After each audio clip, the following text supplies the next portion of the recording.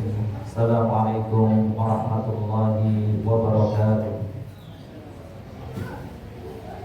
Innal hamdalillah nahmaduhu wa nasta'inuhu wa nastaghfiruh wa na'udzu billahi min shururi anfusina wa sayyiati a'malina. Man yahdihillahu fala mudilla lahu wa man yudlilhu fala hadiya lahu. Asyhadu an la ilaha illallah wahdahu la syarika lahu wa asyhadu anna Muhammadan abduhu wa rasuluh. Qala Allah ta'ala ya ayyuhalladzina amanu taqullaha haqqa tuqatih wa la tamutunna illa wa antum muslimun.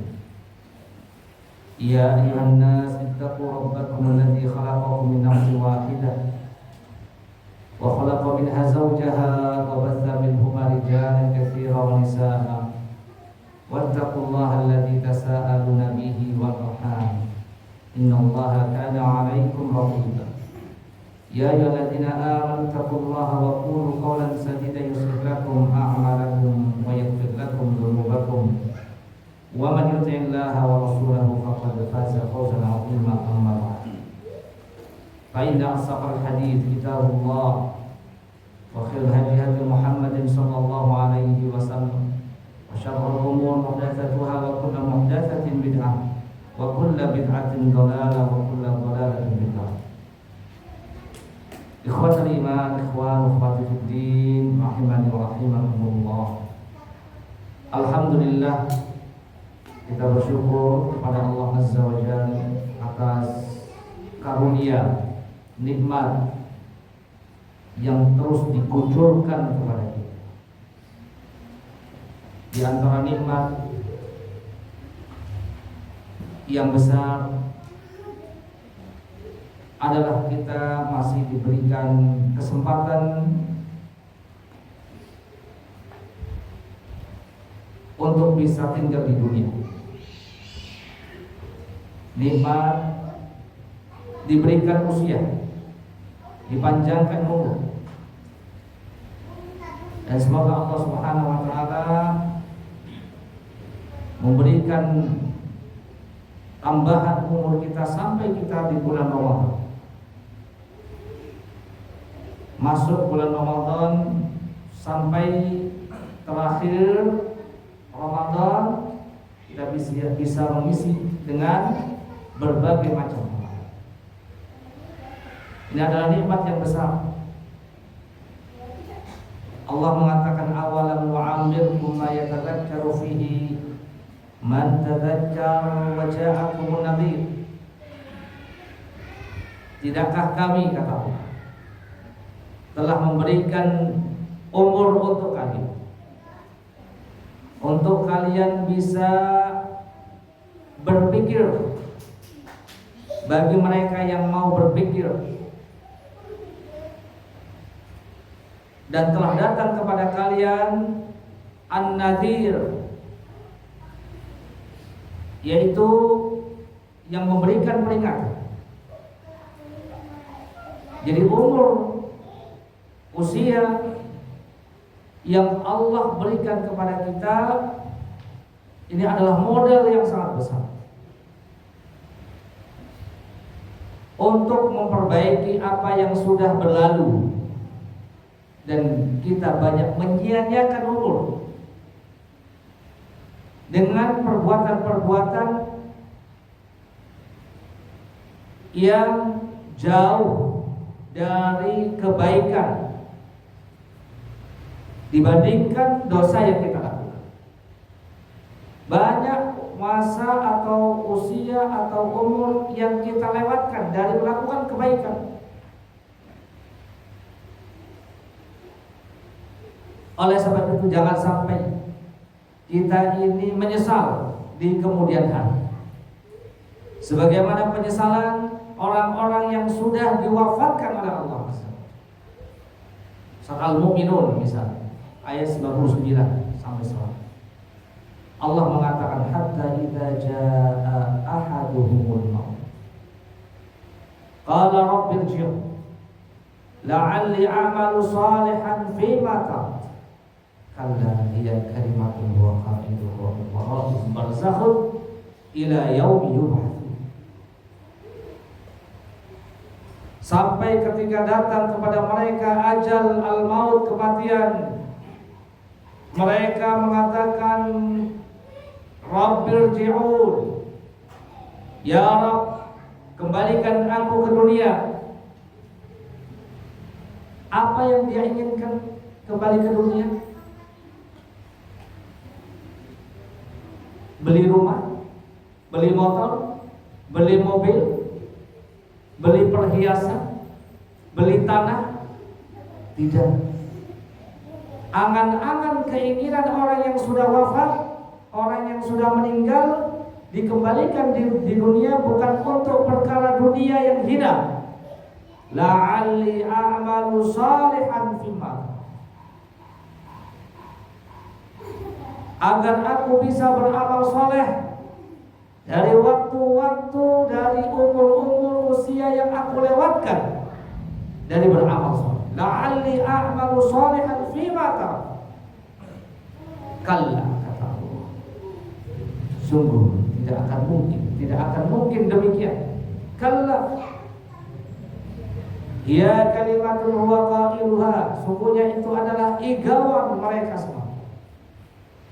Dan di belakang mereka ada barzakh, ada dinding yang menghalangi mereka untuk kembali ke dunia sampai hari pembalasan atau sampai hari dibangkitkan. Oleh sebab itu jangan disia-siakan umur kita, usia kita. Dari setiap detik, dari setiap menit, dari setiap jam, dari setiap hari, dari setiap bulan, dari setiap tahun.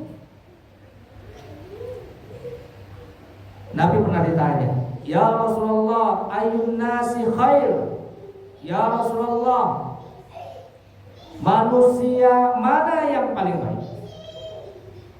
Lalu Nabi mengatakan, man tala umruhu wa hasuna amaluhu. Orang yang paling baik adalah yang umurnya panjang, digunakan untuk kebaikan. Lalu Nabi ditanya, ya Rasulullah, ayun nasi syarr? Ya Rasulullah, manusia mana yang paling buruk? Nabi mengatakan, man tala umruhu wasa'a amaluhu. Manusia yang paling jelek, yang paling buruk adalah yang umurnya panjang tetapi jelek pula amalannya. Hadis riwayat Imam Ahmad dan Ad-Dari.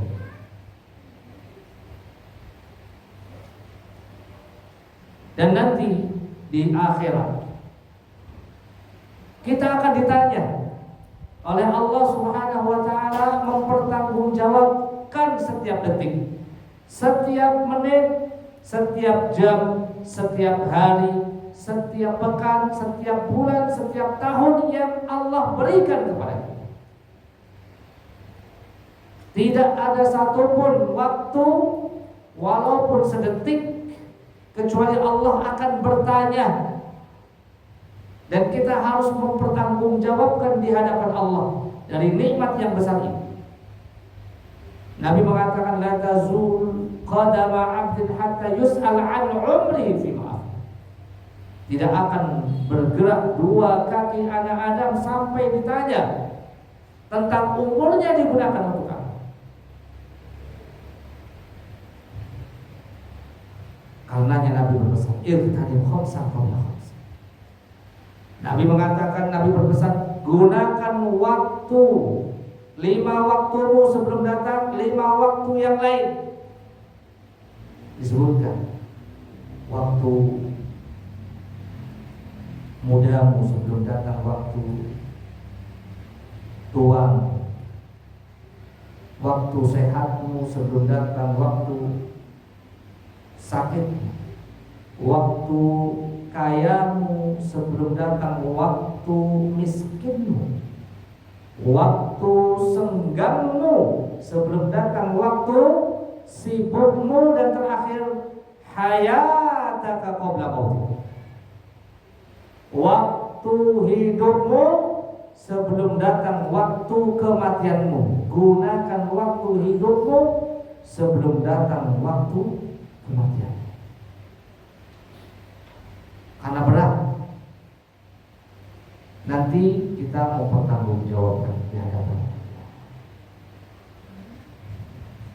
Ali bin Abi Thalib pernah mengatakan, irtahalatid dunya mudbiratan wartahalatil akhiratu mudbiratan wa fi kullin banun wa fi kullin minhuma banun. Sesungguhnya dunia itu jalan membelakangi kita. Jadi kita berjalan membelakangi dunia. Setiap hari kita meninggalkan dunia. Hari kemarin tidak sama dengan hari sekarang. Kemarin itu adalah umur kita yang sudah berkurang. Bulan kemarin tidak sama dengan bulan sekarang. Bulan kemarin adalah umur kita yang sudah berkurang.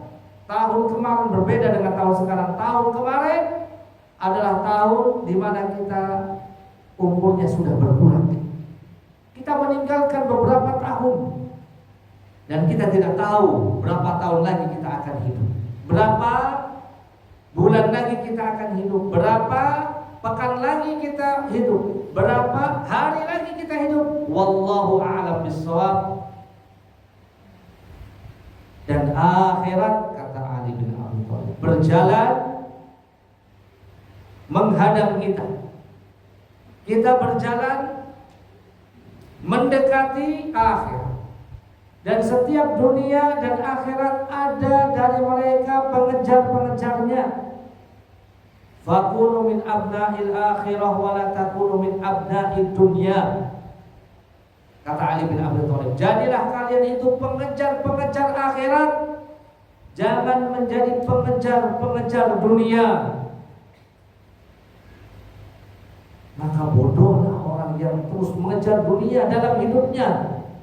Karena Ali bin Abi Thalib mengatakan, seberapapun kita terus berusaha mengejar dunia, padahal kita ini berjalan membelakangi dunia, tidak akan pernah sampai tujuan kita. Tujuan kita adalah akhirat, wal akhiratu khairu wa abqa. Dan akhirat itu lebih baik dan lebih mengekang. Hal ini kita sampaikan agar kita terus berusaha bersyukur kepada Allah sampai detik ini, sampai saat ini, sampai tanggal berapa Sya'ban sekarang? Tadi 18, kalau malam ini sekarang sudah beda tanggal, 19 Sya'ban 1447 Hijriah. Kira-kira berapa hari lagi kita menuju Ramadan? Kalau 19 kan belum dihitung 19-nya, 19-nya belum dihitung. Berarti 11 hari. Semoga Allah memberikan kemudahan. Semoga Allah memberikan panjang umur untuk kita bertemu dengan satu bulan yang sangat mulia, yang Allah pilih dari sekian banyak bulan, 12 bulan, hanya bulan Ramadan saja yang Allah pilih, di mana Allah mewajibkan selama satu bulan penuh untuk kita berpuasa, dibersihkan kita, dicuci oleh Allah SWT. Selama 11 bulan ini kita pakai jiwa kita, roh kita, yang ini sedikit banyaknya kita telah mengotori jiwa dan roh kita dengan berbagai macam variasi dosa dan maksiat. Dan kita ingin nanti dibersihkan di bulan Ramadan, maka persiapkan dan sebaik-baiknya lahir dan batin kita. Kalau kita belum bersiap, maka ini adalah perkara sesuatu yang sangat memprihatinkan. Karenanya bulan Ramadan itu adalah waktunya jihad. Kata Imam Ibn Rajab Al-Hambali rahimahullah rahmatan wasi'ah dalam kitab Lataif Ma'arif. Beliau mengatakan wa'lam anna al-mu'min yajtami'u lahu fi syahr Ramadan jihadan li nafsi. Ketahuilah bahwa seorang mukmin itu nanti pada bulan Ramadan akan bertemu dengan dua macam jihad yang akan dihadapi jiwanya. Jihadun bin nahari 'ala shiyam. Yang pertama jihad di siang hari dengan beribadah shiyam, puasa. Wa jihadun bil laili 'alal qiyam. Yang kedua adalah jihad di malam hari dengan ibadah salat tarawih. Lalu beliau mengatakan, "Faman jama'a baina hadainil jihadaini wa waffa bi huquqihima wa sabara 'alaihima wuffiya ajruhu bighairi hisab."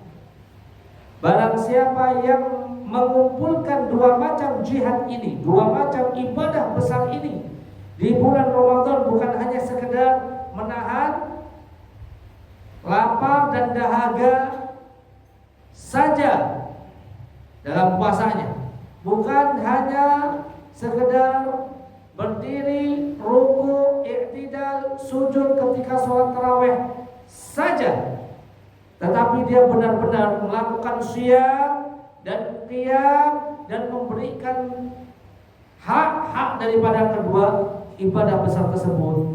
Dia bersabar untuk melakukan ibadah tersebut. Dia lakukan dengan penuh keimanan. Dia lakukan penuh dengan mengharapkan pahala di sisi Allah Subhanahu wa taala. Wuffiya ajruhu bighairi hisab.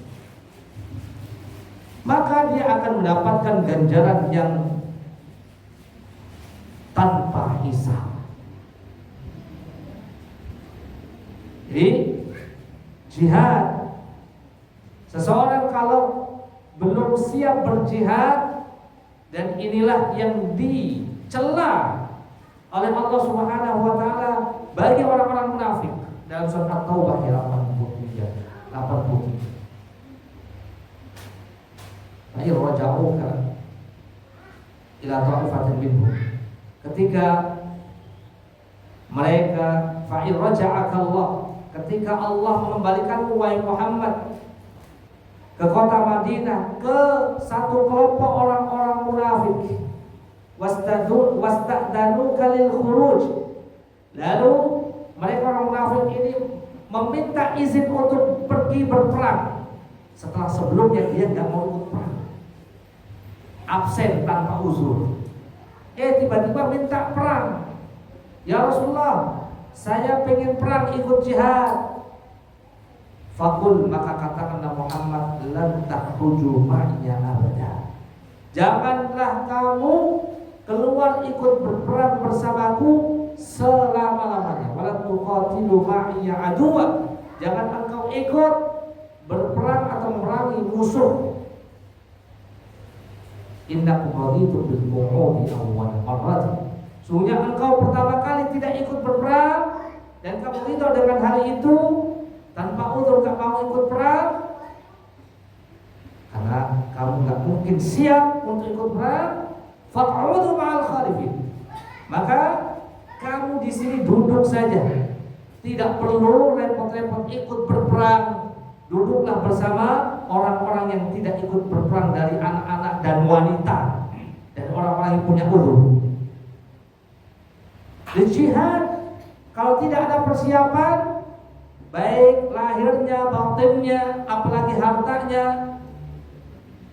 maka dia tidak akan bisa berperang. Demikian juga nanti di bulan Ramadan, dia belum terbiasa dengan amalan-amalan puasa, dengan amalan-amalan sholat malam, dengan amalan-amalan sedekah, dengan amalan-amalan tilawah, dengan amalan-amalan yang banyak sekali yang bisa dimungkinkan dilakukan oleh seorang mukmin.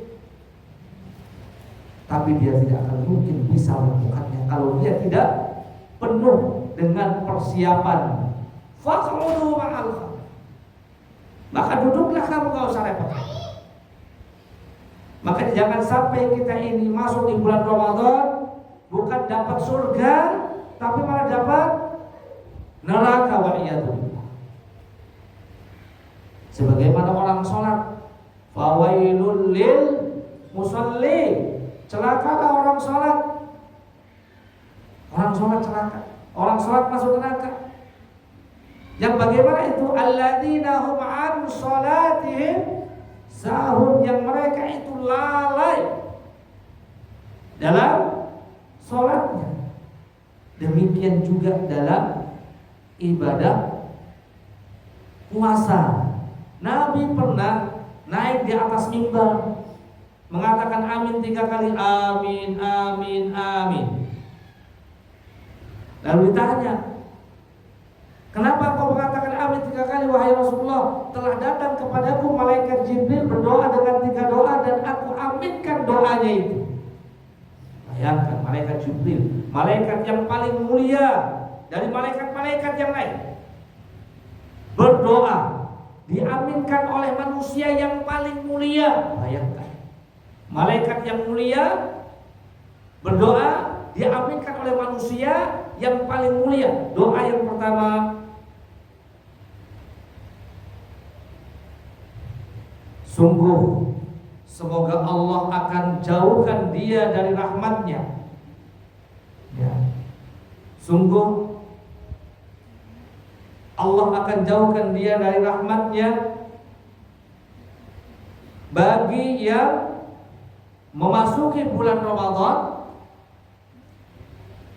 dan keluar dari bulan Ramadan dia tidak mendapatkan ampunan. Fa'ab'adahullah, semoga Allah menjauhkan dia.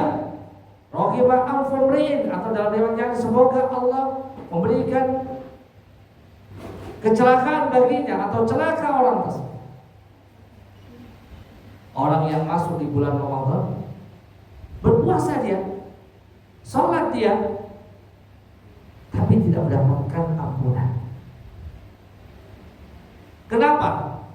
Nabi dalam hadis yang lain, rubba sa'imin laisa min siyamihi illa al-ju'. Betapa banyak orang puasa yang puasanya itu tidak akan mendapatkan apa-apa atau pahala dari Allah, dia tidak akan mendapatkannya kecuali dia hanya mendapatkan rasa lapar dan dahaga. Ya. Man lam yada' qaula zur, Nabi mengatakan barang siapa yang belum meninggalkan perkataan yang dusta, wal amalu bihi, meninggalkan dari perbuatan-perbuatan maksiat, falaisa lillahi hajat fi an yada' ta'amahu wa syarabahu. Allah tidak berhajat, Allah tidak membutuhkan puasa orang-orang yang semacam ini. Laisa lillahi hajatun fi an yada' ta'amahu wa syarabahu. Ketika dia puasa hanya menahan diri dari makan, minum atau pembatal yang lainnya, tetapi mulutnya masih ghibah, namimah, fitnah, berkata kotor, berkata keji, matanya masih belum bisa meninggalkan perkara-perkara yang diharamkan, telinganya belum bisa meninggalkan hal-hal yang membuat dia berdosa, tangan kakinya belum bisa dijauhkan dari perkara-perkara maksiat. Falaisa lillahi hajah fi an yada' ta'amahu. Allah tidak berhajat. Makanya hati-hati. Masih ada berapa? Masih lama kan? Alhamdulillah. Baik. Apa persiapannya? Persiapan yang perlu kita matangkan, yang pertama adalah al-iman wa taqwa. Yang kedua, at-taubatun nasuha. Yang pertama iman dan takwa. Yang kedua taubat nasuha. Yang ketiga, banyak beramal soleh. Yang keempat, niat yang lurus dan tulus. Yang kelima, anggaplah ini Ramadan terakhirmu. Yang keenam, banyaklah berdoa. Semoga Allah memberikan kemudahan untuk membahasnya satu persatu. Saya coba untuk meringkas. Yang pertama tadi, persiapan menjelang atau persiapan memasuki bulan Ramadan. Al-iman wa taqwa. Iman dan takwa. Kenapa? Karena semua ibadah ini rohnya ibadah. Iman dan takwa adalah rohnya ibadah. Jasad tanpa roh apa jadinya? Mati. Mati. Tidak manfaat jasad. Demikian juga puasa, ya, tanpa ada roh ibadah puasa itu akan sia-sia. Nabi mengatakan man shoma ramadhana imanan wa ihtisaban, man shoma ramadhana imanan wa ihtisaban ghufira lahu ma taqaddama min dhanbi. Barang siapa yang berpuasa Ramadan dengan iman, dari rohnya, dengan iman dan mengharapkan pahala, akan diampuni dosa-dosanya yang telah lalu. Kalau dia tidak membawa roh ibadah puasa ini, bagaimana dia mendapatkan ampunan dari Allah? Dia tidak akan mendapatkan ampunan. Karenanya la yazni al-mu'min hina yazni, la yazni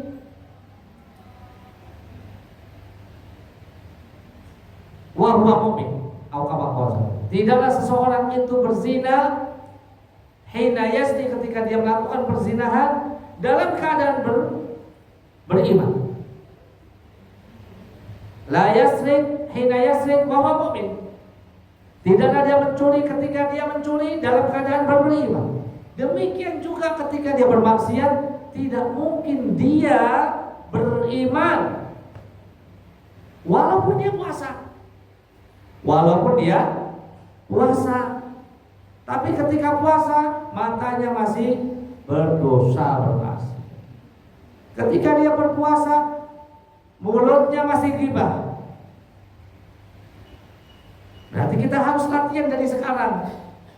Jangan sampai mulut kita ini yang sudah biasa ngomongin orang gatel, Ustaz. Kayak orang rokok itu, kalau nggak ngerokok itu wis asem. Nasallahu alaihi. Ini kalau udah biasa ngomongin orang, ustadznya aja diomongin, tetangganya diomongin, suaminya diomongin, istrinya diomongin, anaknya diomongin. Ya, riba maksudnya. Harus ditinggalkan.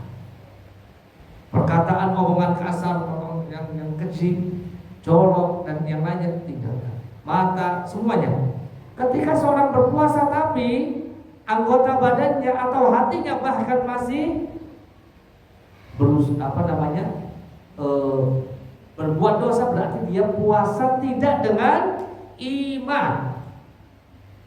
Demikian juga ketika sholat, man qoma ramadhana imanan wa ihtisaban ghufira lahu ma taqaddama min dhanbi. Orang yang, barang siapa yang sholat tarawih dengan iman, akan diampuni dosa. Nah, terus gimana? Tata hati kita, bersihkan hati kita, bersihkan jiwa kita dari sekarang. Banyak berdoa, ya muqallibal qulub, tsabbit qalbi ala dinik. Ya Allah yang membolak-balikan hati, teguhkan, kokohkan hati ini. Keimanan ada di dalam hati.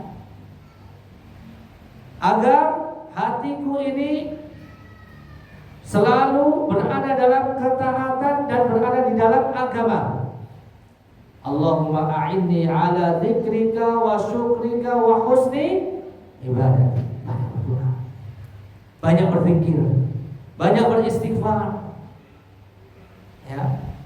Hati-hati dari apa yang kita lihat, hati-hati apa yang kita dari yang kita dengar, hati-hati dari apa yang kita bicarakan, dari apa yang kita pegang, dari apa yang kita ketik, dari apa yang kita lakukan, semuanya hati-hati. Kemudian iman dan takwa. Takwa juga sama. Takwa, kata Imam Zahabi, tidak ada amalan kecuali tidak ada takwa kecuali dengan amalan. Tidak ada takwa kecuali dengan amalan. Tidak ada amalan kecuali dan didasari atas ilmu dan ittiba. Ini kata Imam Zahabi. Tidak ada takwa kecuali dengan amalan. Tidak ada amalan kecuali atas dasar ilmu dan ittiba, dan tidak bermanfaat dilakukan kecuali dengan ikhlas. Jadi takwa itu adalah amal, ilmu, amal, ittiba, ikhlas. Ini perkataan Imam Az-Zahabi. Takwa adalah ilmu, amal, ittiba, ikhlas. Barang siapa yang bisa mempersiapkan hal itu semuanya, apa tadi? Ilmu, amal, ittiba, ikhlas, maka dia akan mudah mendapatkan ketakwaan, sebagaimana tujuan puasa itu untuk menggapai ketakwaan. La'allakum tattaqun. La'allakum tattaqun. Dan supaya amalan kita di bulan Ramadan diterima oleh Allah, jadi kita ini mengawali dari awal, dari ketakwaan dari awal. Karena Allah hanya menerima amalan orang-orang bertakwa. Innama yataqabbalullahu minal muttaqin. Al-Maidah 27. Sungguhnya Allah hanya menerima amalan orang-orang yang bertakwa. Dan orang bertakwa ini akan diselamatkan dari segala macam makar. Makar dari siapa? Kita punya musuh siapa? Setan. Setannya diikat, Ustaz, di bulan Ramadan. Oh iya, setannya diikat. Tapi kenapa masih banyak orang yang bermaksiat? Hawa nafsu. Sesungguhnya hawa nafsu itu selalu mencondongkan manusia ke dalam keburukan, dosa dan maksiat. Ini diantara musuh. Musuh kita adalah diri kita sendiri. Hawa nafsu yang selalu mengarahkan pada keburukan. Orang yang bertakwa akan dijaga oleh Allah dari dirinya sendiri yang buruk, hawa nafsunya yang buruk. Wa in tasbiru wa tattaqu la yadurrukum kaiduhum syai'an. Ali Imran 120. Jika kalian sabar, kalian bertakwa, maka tidak akan memberikan bahaya kepada kalian makar-makar mereka sedikit pun. Minta takwa kepada Allah. Allahumma ati nafsi taqwaha. Ya Allah, berikan kepada jiwaku ketakwaannya, wa zakkiha, bersihkan jiwa hatiku ini.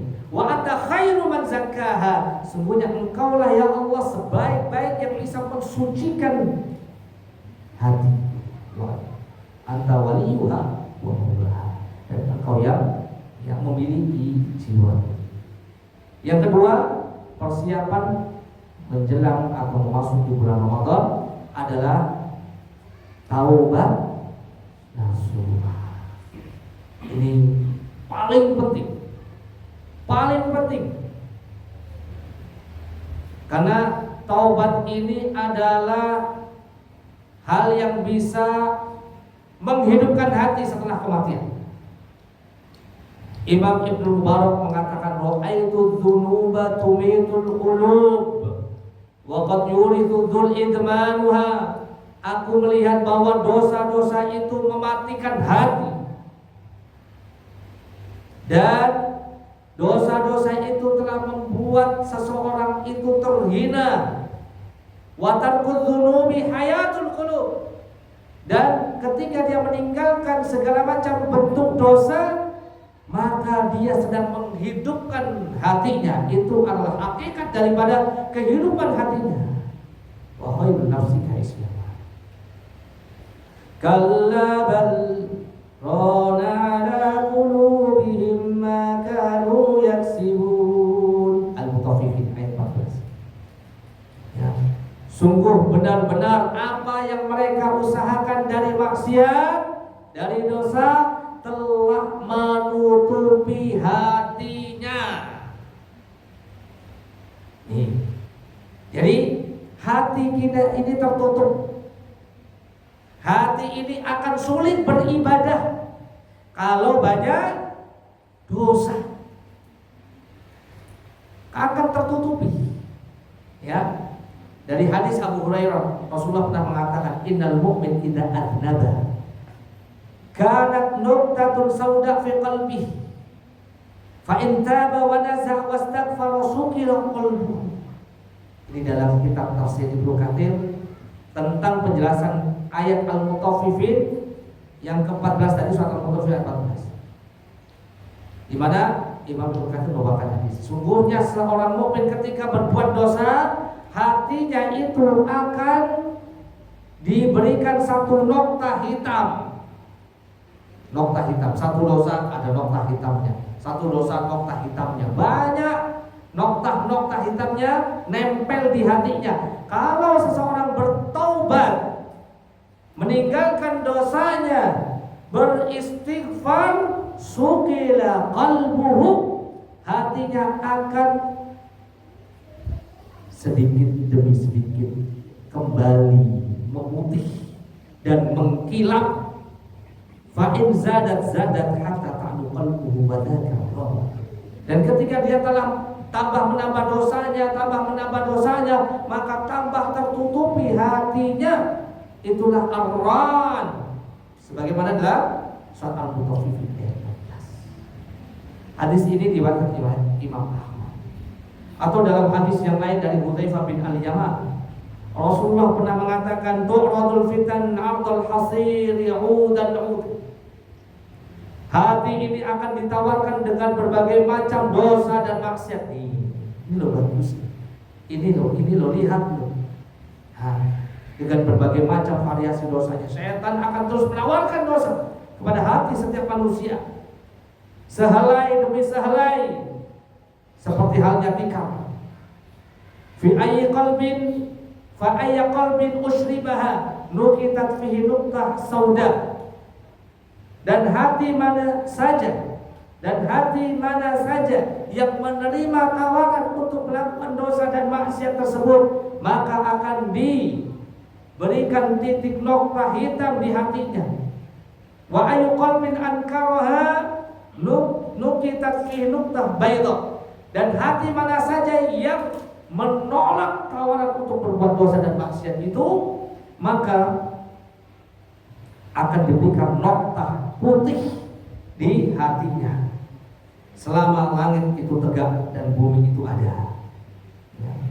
Wa tasirul akhir murbad hatta tasirul qulub ala qalbi. Sampai hati itu akan menjadi dua macam hati. Qalbun abyad mithla safa la tadurru fitnah. Hati yang pertama adalah hati yang putih, bersih, mengkilap seperti batu yang putih, yang tidak akan membahayakan apapun fitnah, ujian dan cobaannya. Dan hati yang lain adalah hati yang murbadan, hati yang hitam keabu-abuan, kalkusi mujakhian, seperti belanga atau wajan atau panci yang ditutup, warnanya hitam. Atau gelas yang dibalik gelasnya, gelas dibalik gelasnya. La yaqdifu ma'rufan wa la yunkiru munkaran. Kalau gelas dibalik bisa nggak menampung air? Gelasnya dibalik. Nah, ini dikosongin dulu ya. Kalau dikosongin tumpah ini. Dibalik, diisi air, bisa nggak? Hati yang tertutup itu nggak akan mungkin menerima air kalau dibalik. Kalau hatinya sudah kebalik, nasihat apa saja, ayat apa saja, hadis apa saja, nasihat apa saja itu ditolak. Kalau hati yang model seperti ini, kalau sudah kebanyakan dosa dan maksiat, hatinya itu seperti apa tadi? Gelas yang tertutup, nggak bisa dinasihati. Allah musta'an. Coba lihat orang yang nggak pernah sholat, orang yang nggak pernah puasa, bandelnya sekarang sudah nggak takut sama Allah Subhanahu wa ta'ala. Itu akibat apa? Dosa. Kita takut kalau kita ini terus melakukan dosa, kita nanti di bulan Ramadan ya nggak bisa melakukan amal saleh. Terlalu sulit ini, seperti memberikan air di gelas yang terbalik. Itu pentingnya kita banyak bertobat sebelum masuk bulan Ramadan, istighfar, tinggalkan dosa. Jadi tobatnya betul-betul melakukan syarat tobat langsung. Yang pertama, tinggalkan dosa, syarat pertama. Yang kedua, sesali dosa itu. Yang ketiga, berazam, bertekad untuk tidak mengulangi lagi. Yang keempat, kalau ada hubungan dengan manusia yang lain, kezaliman, hutang, fitnah, ghibah, apa saja kita minta maaf. Itu syarat taubat nasuha. Yang ketiga, banyak beramal soleh. Banyak beramal soleh. Apa amal soleh? Banyak. Puasa. Nabi banyak berpuasa di bulan Sya'ban. Baca Quran. Syahrul Sya'ban, Syahrul Qurra. Bulan Sya'ban adalah bulan di mana digalakkan membaca Al-Quran. Persiapan latihan. Karena orang-orang salaf, ulama-ulama salaf, tabi'in, atba' tabi'in, para sahabat itu mempunyai kebiasaan memberikan target mengkhatamkan Quran baik dalam sholat tarawih maupun di luar sholat tarawih. Punya target. Di antara mereka sholat tarawih nih. Sholat tarawih ada yang mentargetkan 10 malam khatam. Nanti satu malam berapa juz? 3 juz. Siap? Baca sendiri. Ya boleh, boleh nggak apa-apa. Baca sendiri. Jangan sholat di sini. Sholat di rumah nggak apa-apa. Pakai mushaf boleh. Aisyah pakai mushaf. Bahkan Aisyah dalam satu riwayat itu diimami oleh satu budak membaca mushaf. Baca mushaf. Sholat tarawih boleh, tapi sholat yang apa? Yang fardu tidak boleh imam. Baca yang dihafal. Baca mushaf. Kuat, bagus. Latihan dari sekarang. Ada yang khatamkan 7 malam, khatam sholat tarawih. 5 malam selesai, 3 malam selesai, 2 malam selesai, berarti 1 malamnya 15 juz. Imam Syafi'i di luar sholat mengkhatamkan selama bulan Ramadan 60 kali. Belum di dalam sholatnya Imam Syafi'i. Pak Syafi'i lain lagi. Kita 1 juz aja, 1 juz. 1 juz setiap hari di luar sholat ya Pak. 1 juz setiap hari di luar sholat sampai 30 hari, insya Allah khatam sekali. Alhamdulillah. Nah, persiapan. Yang keempat, niat yang lurus dan tulus. Niat yang lurus dan tulus. Niatkan dalam hati, ya Allah, aku pengen mengkhatamkan Quran. Ya Allah, aku pengen sholat tarawih. Ya, tidak pernah meninggalkan sholat tarawih, dan sholat tarawihnya betul-betul yang berkualitas. Apalagi sedekah, setiap hari sedekah, jangan sampai tidak sedekah. Setiap hari, mulai dari sekarang 10.000, 10.000, 10.000. Disiplin setiap hari sedekah, karena ini memang bulan di mana sedekah harus ditempatkan di bulan Ramadan. Semuanya Ini sekalian nomor 3 tadi ya. Banyak beramal soleh, niat yang lurus dan tulus. Kelima Pak, anggaplah ini adalah Ramadan yang terakhir. Nabi pernah mengatakan, sholatlah kamu seperti sholatnya orang yang terakhir sholat. Demikian juga puasalah kalian seperti puasa ini adalah puasa yang terakhir. Yang terakhir, banyak berdoa supaya kita disampaikan bulan Ramadan. Allahumma sallimni ila Ramadan wa sallim li Ramadan wa tasallamhu minhu mutaqabbala. Ini di antara doa yang diajarkan oleh salaf. Allahumma sallimni ila Ramadan wa sallim li Ramadan wa tasallamhu minhu mutaqabbala. Artinya, ya Allah, sampaikan aku ke bulan Ramadan. Ya Allah, antarkan Ramadan kepadaku dan terimalah segala amalan-amalan selama di bulan Ramadan. Semoga ini bisa menjadi ya pemanasan untuk kita, pencerahan supaya kita bisa betul-betul masuk di bulan Ramadan, keluar bulan Ramadan mendapatkan ampunan dari Allah Azza wa Jalla. Wassalamualaikum warahmatullahi wabarakatuh. Kita tutup dengan Fatul Majlis. Subhanakallahumma wa bihamdika asyhadu an la ilaha illa anta astaghfiruka wa atubu ilaik. Assalamualaikum warahmatullahi wabarakatuh.